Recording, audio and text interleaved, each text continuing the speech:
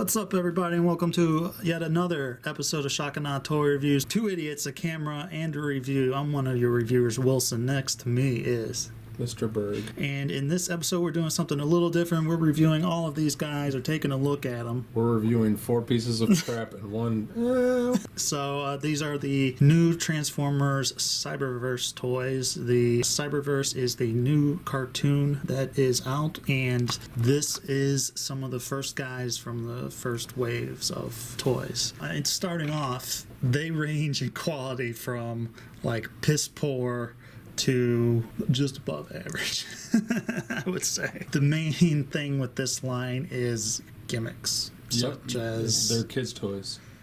Well, all toys are kids' toys, unless it's an adult collectible, no? Yes. You're saying they're designed for children. Thank you, Captain Literal. Welcome back. We've missed you. What do I mean by gimmicks? Gimmicks mainly like this shockwave. Oh, look at that. His cannon. And you can see that he actually has a laser. Good for you, Shockwave. I think this guy is broken, or I just don't understand. I don't know. He has like wing slice action. You're supposed to turn them, and these things do something like flip. I don't know. It's stupid. It would require reading of the box. No, I read the box, and it said turn him. You don't believe me? No, I believe you, and I believe that's all he does. Yeah. The gimmick is you're too smart and you don't get it. The gimmick is they stole $15 of mine. I don't think they stole it. I think you willingly gave me.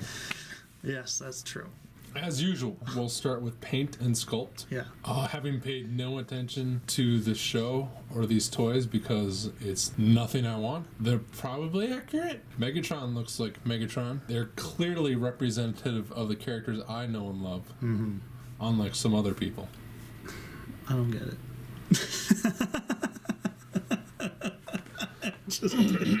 I'm so fucking... Oh man, it was that look. The new show is like this 3D show, and it mainly stars Bumblebee. The only characters I've seen in it are none of the ones on this table. So, sure. But they definitely have that aesthetic from what I have seen. What little paint there is, it's pretty good.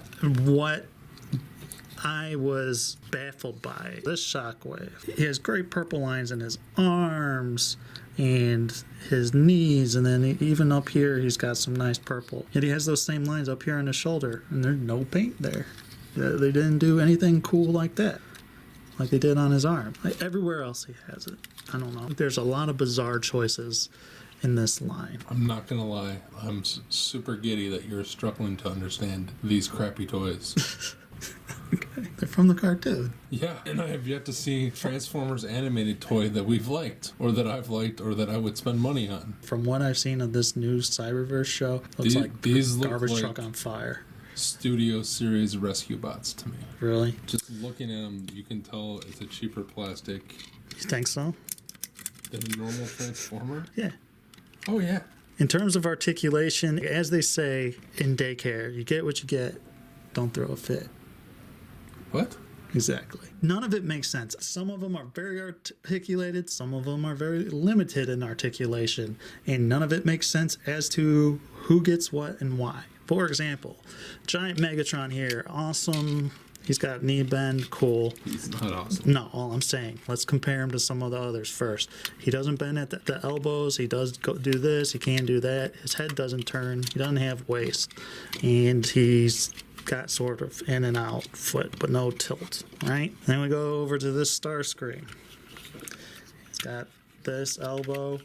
He can't bend his knees. He can't move his feet.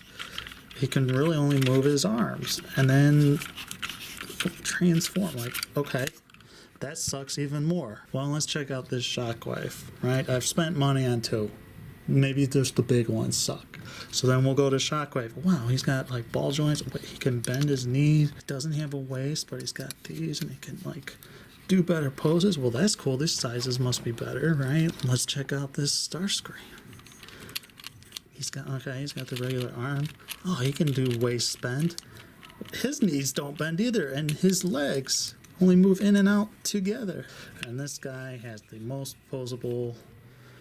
He's got all of this. He even has waist swivel, and his head moves. Nothing in the line is consistent from what I've seen, which is these 5 guys. Literally, these are the only ones I have, and these will be the only ones I'll be getting. These 100% remind me of Rescue Bots. Do they really? Yep. That much? I think these are a step above Rescue Bots. Well, that's Maybe because 2 these look steps. closer to the G1 interpretations of the characters, but Yeah. I would guess, and I haven't really played very much with them or transformed them, that almost every articulation point has to do with transformation. Mostly correct, sir. Yes. So with the cartoon shows ones, according to Mr. Berg, the cartoon toys have always had different sizes. And size name. These are Warriors, Shockwave and this Starscream. Starscream and this Shockwave are Ultra. Ultra. And then he's Ultimate Megatron. And there's also smaller ones called Scout sets. So yeah, that's the sizes. It's confusing. It doesn't make much sense to me.